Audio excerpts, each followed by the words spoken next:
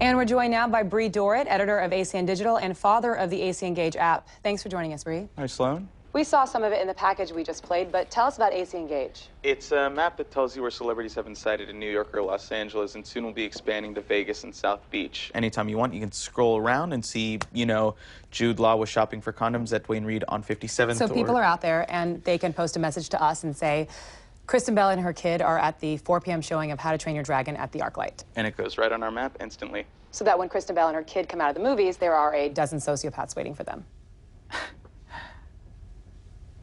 I don't think that's likely. Why not? Well, it's the price of fame, isn't it? No, it's not. It's a punishment for it. Celebrities have been stalked and celebrities have been murdered. What this app is best at is assisting in that, right? I'm sorry you feel that way. ACN Engage is citizen journalism. Can you talk about the vetting process the citizen journalism undergoes? The vetting? People can post more than locations, they can post observations. That's right. I'm asking if those posts are fact-checked. This is one specific element of the For site. instance, in a post today, a citizen journalist tells us that Jimmy Kimmel was visibly intoxicated last night at the Soho House in West Hollywood. That's right. Jimmy Kimmel was with his family in Cabo San Lucas last night. People don't read this with the expectation of it being true. Excuse me? Everyone... People don't have an expectation that what they're reading is true? They read it for the immediacy. But you're using the word journalism, which means there is an expectation that what they're reading is true. But let me take it a step further. Let's pretend it was true, that Jimmy Kimmel was intoxicated last night at the Soho House in West Hollywood. It's not true, but we don't care, so let's pretend that it is, since that's what we're doing anyway. Why does that belong on our website? Leave her on as long as she wants.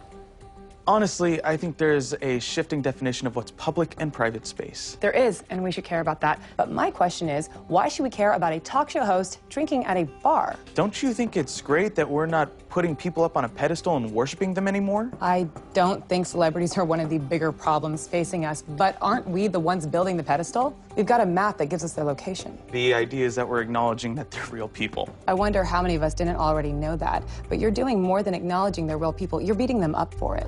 Aren't they protected by the piles of money they're surrounded by? Okay, what's the line of demarcation? You make over X dollars a year, and now you get to be treated by us as a regular person who's basically had an electronic bracelet slapped on their ankle. What does X equal? It would be silly to name an exact dollar amount. You're paid $55,000 a year. Well, that's private. Sorry.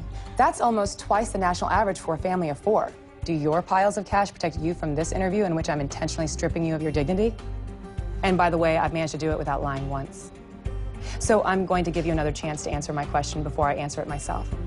What's the value of an unsourced, unvetted story about a grown man drinking at a bar?